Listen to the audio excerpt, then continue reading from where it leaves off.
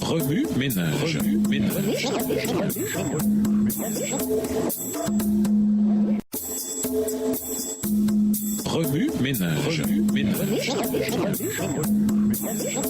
Bienvenue dans votre émission Remue ménage. Nous voilà à la leçon de mardi. Le bon exemple, ça commence chez nous. Lisons 1 Pierre 2, verset 9. 1 Pierre 2, le verset 9. Mais vous êtes une race élue, une communauté de rois prêtres, une nation sainte, un peuple que Dieu a libéré pour que vous célébriez bien haut les œuvres merveilleuses de celui qui vous a appelé à passer des ténèbres à son admirable lumière. La mission la plus importante que Jésus nous ait jamais confiée consiste à le refléter dans le monde. Il veut que nous soyons ses mains et ses pieds. Il aspire à ce que nous reflétions son caractère et son amour dans nos paroles et nos actes. Comme 1 Pierre 2, verset 9 le dit, nous sommes appelés à proclamer ses œuvres magnifiques. Mais qu'en est-il de notre vie passée? Avons-nous été un exemple conforme à son désir, non seulement pour les étrangers, mais aussi pour notre propre famille? Pour la plupart d'entre nous, la réponse est sans doute non. Nous pouvons être des exemples lorsque nous quittons la maison, mais ces exemples semblent s'évanouir dès que nous mettons les pieds chez nous. Nous traitons les membres de notre famille non avec amour, mais avec mépris. Vous avez sans doute entendu le dicton suivant. L'amour, ça commence d'abord à la maison. Mais avez-vous déjà pensé que le bon exemple commence aussi à la maison? Si des gens venaient chez vous, y verraient-ils des preuves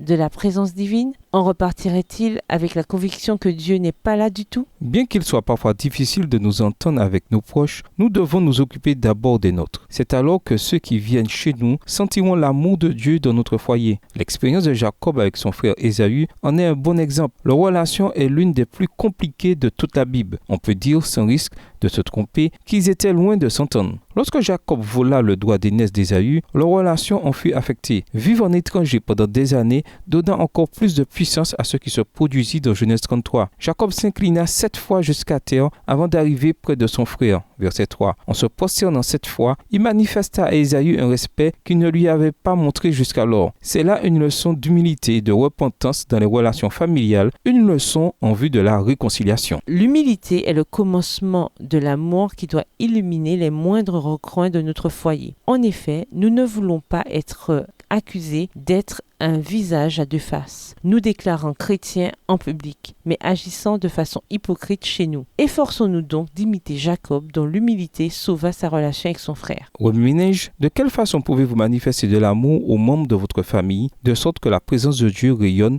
de votre foyer? Avez-vous déjà vécu une relation tendue avec l'un de vos frères ou l'une de vos sœurs? Dans l'affirmative, comment avez-vous géré la situation? Au revoir. Et à demain si Dieu veut. Remue ménage. Remue ménage.